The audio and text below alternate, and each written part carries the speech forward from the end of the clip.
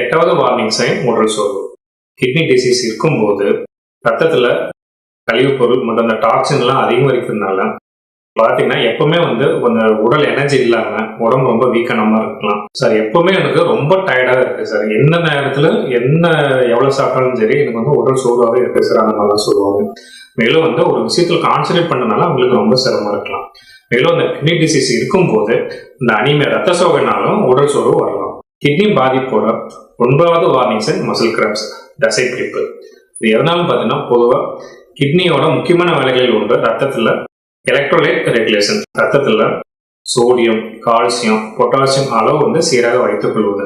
Kidney damage ஆகும்போது இந்த electrolyte regulation பாதிக்கப்படும்.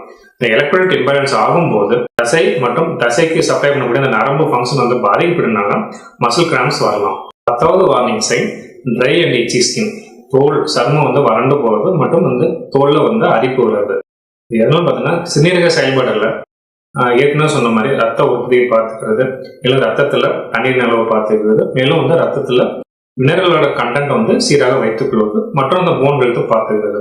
இப்ப இந்த சிறுநீரக செயல்பாடு பாதிக்கப்படும் போது ரத்தத்துல அந்த மினரல்ஸ் மற்றும் அந்த நியூட்ரியன்ட் கண்டென்ட் ரெகுலேஷன் மாறுபடும். அப்படி மாறுபடும் போது ட்ரை அண்ட் இச்சி ஸ்கின் வர வாய்ப்பு இருக்கு.